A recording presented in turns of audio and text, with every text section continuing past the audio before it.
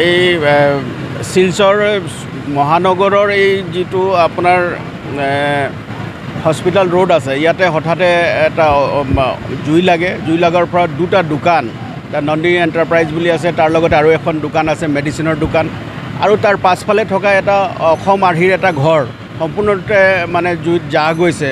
আৰু গম পোৱাৰ লগে লগে আমাৰ আৰক্ষী বাহিনীৰ লগতে ফায়াৰ ছাৰ্ভিচৰ লোক আহি ইয়াত উপস্থিত হৈছে।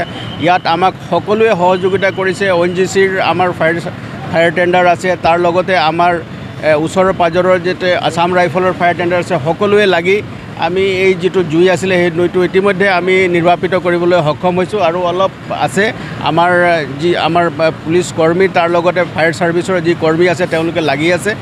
আৰু এই জুইটো বৰ্তমান সম্পূৰ্ণৰূপে নিয়ন্ত্ৰণ হৈছে আৰু নিৰ্বাপিত সম্পূৰ্ণৰূপে হ'বলৈ আৰু অলপ সময় লাগিব। কিন্তু এতিয়া কোনো ধৰণৰ মানে এতিয়া ধৰক ডেঞ্জাৰ লেভেলৰ কোনো এটা অসুবিধা নাই। কোনো ক্ষয়ক্ষতি, মানুহৰ কোনো ক্ষয়ক্ষতি বৰ্তমানলৈকে হোৱা নাই।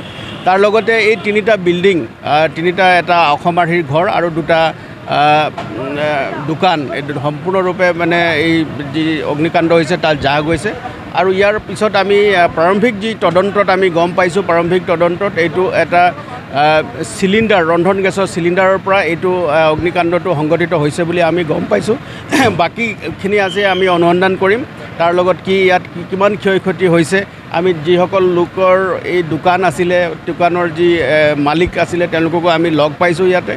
আৰু কি ধৰণৰ এইটো আমি যাতে ইয়াত আৰু যাতে জুই যাতে নালাগে আৰু যাতে ওচৰ পাজৰে যাতে বিয়পি নাযায়, তাৰ কাৰণে সকলো ধৰণৰ আমি ব্যৱস্থা কৰিছোঁ।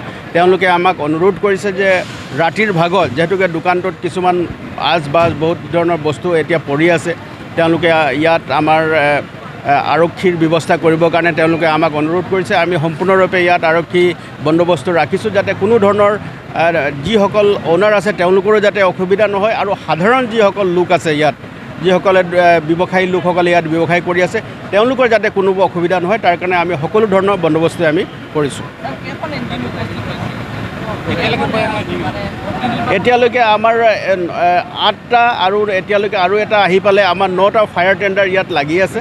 আৰু এতিয়া প্ৰায় জুই নিৰ্বাপিত হৈ গৈছে। আৰু ইয়াত এতিয়া কোনো ধৰণৰ এতিয়া মানে মানুহ বা কোনো ব্যক্তিৰ বা কোনো ইয়াৰ মানে তেওঁলোকৰ কোনো লোকচান হোৱা নাই।